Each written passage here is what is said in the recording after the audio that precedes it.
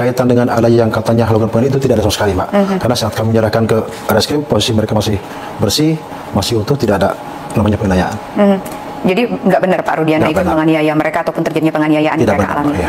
Nah, kemudian juga ada informasi yang menyebutkan bahwa ini statement yang terakhir beberapa hari yang lalu kita dengar dari Dede yang mengatakan bahwa ia dipaksa oleh Ibtu Rudiana untuk memberikan keterangan palsu. Ini seperti apa Pak Rudiana? Itu saya katakan tidak benar, Mbak ya. Karena saya ketemu Dede itu tanggal 31. Justru kami dapat informasi dari Dede itu. Berarti nggak ada benar untuk diarahkan segala macam? Tidak ada, Mbak. Tidak ada. Pak Rudiana, saya beberapa waktu yang lalu sempat melakukan wawancara juga dengan kuasa hukum dari Dede yang mengatakan bahwa Dede itu, kan logikanya begini deh, kalau seorang saksi pasti dia diminta untuk dihadirkan di dalam persidangan. Nah, ternyata si Dede tidak dihadirkan dalam persidangan. Saya sempat bertanya pada saat itu ke kuasa hukum, kenapa Dede tidak dihadirkan ke persidangan?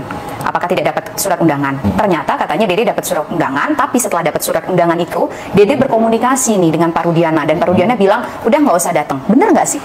Itu tidak benar, Mbak ya. Artinya sebagai pelapor, saya tidak pernah bercampur kaitan dengan apa yang penyidikan, apalagi kaitan dengan undangan buat Dede. Jadi nggak, setelah Dede bilang Pak di pukul 4 sore di tanggal 31 itu ya, ketika Dede nelfon Bapak, setelah itu ada komunikasi lagi nggak? Tidak ada. Itu komunikasi terakhir adalah ketika dapat informasi mereka semua anak-anak berkumpul di sana. Ya. Oke. Nah, kemudian Pak Rudiana, keluarga merespon setelah peristiwa luka ini terjadi 8 tahun yang lalu kembali mencuat, bagaimana Pak Rudiana? Tentunya mungkin Pak bisa bayangkan, Mbak ya, setelah kami 8 tahun lalu kehilangan anak, dan kemudian sekarang rame lagi, cukup berat buat kami. Mengingat peristiwa yang cukup berat kami lupakan. Setelah kami mulai ikhlas, sekarang rame lagi, sehingga buat saya teringat kembali kehilangan anak, kehilangan anak yang sangat kami sayangi. Pak Rudiana ada jadi beban tersendiri nggak sebagai pelayan masyarakat, sebagai kepala rumah tangga, juga sebagai katakanlah bagian dari masyarakat sosial dengan kasus ini? Karena tidak bisa dipungkiri Pak Rudiana yang sempat irit bicara, irit memberikan klarifikasi, menjadi orang yang terpojokkan. Tentunya dengan pemberitaan yang negatif kepada saya, yang mana itu tidak benar sebenarnya, tidak benar, Pak ya.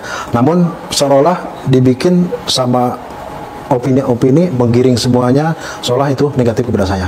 Ini cukup berat karena saya harus mengalami atau menerima fitnah-fitnah yang cukup luar biasa.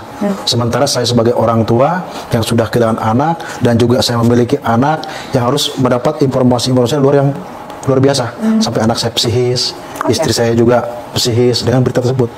Yang semuanya memojokkan saya. Ya. Jadi anak Pak Rudiana itu juga merasa tertekan dengan peristiwa yang terjadi. Sangat tertekan, Mbak. Ya.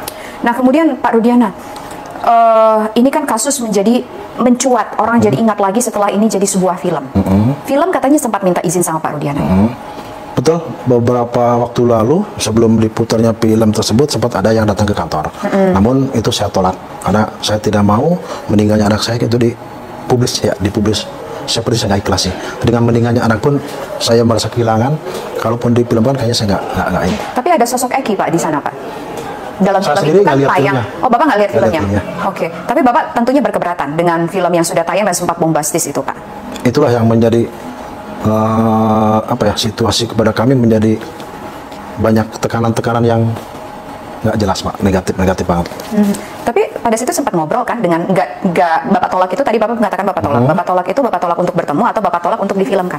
Bapak saya tolak untuk difilmkan karena sempat datang ke kantor, menemui saya meminta izin, namun saya tolak.